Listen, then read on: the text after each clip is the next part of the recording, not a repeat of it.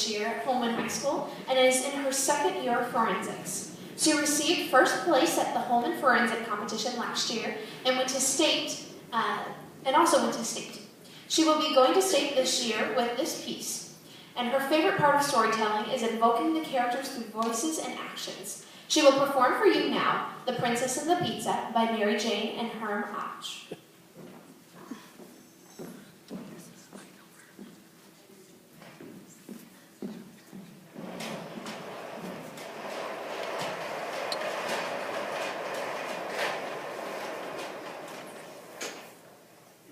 The Princess and the Pizza by Mary Jane and Herm Otch. Princess Paulina needed a job. Her father had given up the throne to become a woodcarver and moved them to a humble shack in a neighboring kingdom. Now, since her father was still learning, his carvings didn't sell, and Paulina's garden barely kept enough food on the table. But Paulina missed princessing. She missed surveying the kingdom from the castle tower, walking the peacock in the royal garden, and most of all, doing the princess wave in royal processions. Paulina tried doing the princess wave on her father's delivery cart, but no one bothered to wave back. They all thought she was swatting at flies. One day, a royal page rode past announcing that Queen Zelda of Blom was seeking a true princess to become the bride of her son, Prince Rupert. "This is my chance to get back to princessing," Paulina cried. She quickly rummaged through her trunk ex-princess stuff, pulled out her best ball gown, and blew the bits of wood shavings from her diamond tiara. Then she tucked a bit of garlic and herbs into her dress for good luck and marched off to the castle.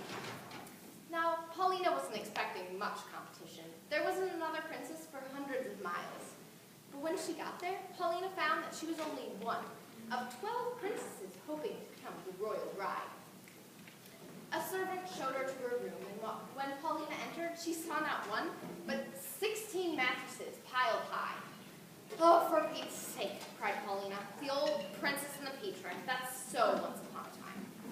Naturally, Paulina didn't sleep all night long because she could feel a lumpy pea beneath all 16 mattresses.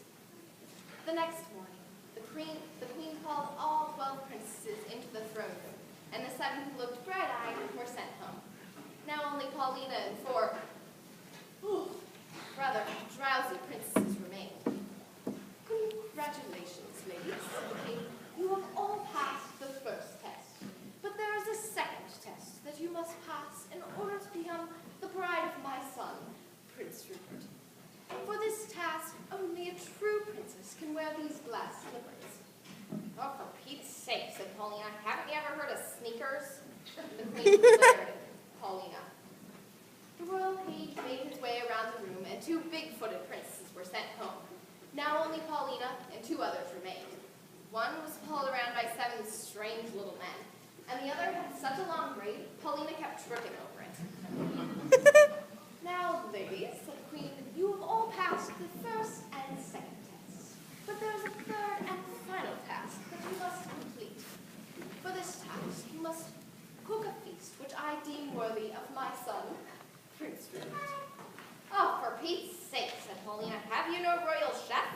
"Silence," said the queen. "The table holds the makings for 3 fine feasts. Choose wisely, for the winner will become my dear Rupert's bride." Now, as Paulina was making her way to the table, the long-haired princess tripped her with her braid, and then loaded up with food. By the time Paulina got there, nothing was left except for some flour, yeast, water, 3 overripe tomatoes, and a hunk of stale cheese. "Queen Zelda, will you help me? It's not fair," cried Paulina. "No," said the queen, "because you have a big mouth." Paulina gathered her ingredients, and the servant showed her to her room, where he locked the door behind her. "Hey!" cried Paulina, banging on the door. "How am I supposed to cook without a bowl, or a pot, or even a spoon?" There was no answer. Paulina tried making bread out of the flour, yeast, and water. It stuck to the tray in flattened mass. Then she tried squishing some tomatoes over the top to brighten it up. It looked awful. Then she tried shredding some cheese over the top to cover up the mess. It looked terrible. "I give up," said Paulina, where's your fairy godmother when you need her? I'm taking a nap. She reached under all 16 mattresses, pulled out the offending pea, and climbed into bed. Not long later, she heard a knock at the door. Only 20 minutes left, said the queen, and I don't smell anything cooking. Oh, I'm not cooking, said Paulina. I'm napping. Then I'm going home. You aren't going anywhere, said the queen. The losers will be beheaded. Beheaded? Cried Paulina. You never told us that. I forgot, said the queen. Paulina bolted out of bed and ran straight to the fireplace, where she shoved her tray in. Then she sprinkled her garlic and herbs on top for good luck and began to pace by the window. No, it was an unbelievably long drop to the ground. She'd never make it alive. The meal was her only hope.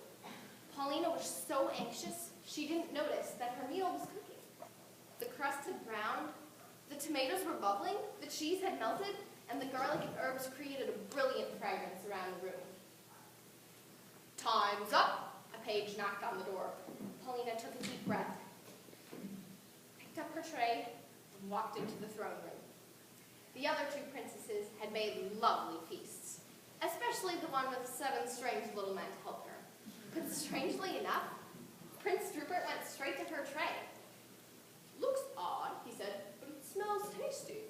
What do you call this dish? I don't know, said Paulina.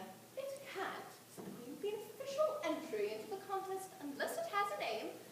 Oh, for Pete's sake, said Paulina. What's that? Said the queen. Pete's what? Remembering the beheading threat, Paulina thought fast. It's Pete's, pizza, said the queen. Odd name. But it's tasty. The winner is Paulina's pizza. You mean, said Paulina, I won't be beheaded? I was only kidding about the beheading, said the queen. And I was only kidding about wanting to marry Prince Rupert. Who needs him? I'm going home, said Paulina, and she stomped across the drawbridge. Several weeks later, Paulina opened Princess Paulina's Pizza Palace, which featured 50 kinds of pizza and some unusually carved furniture.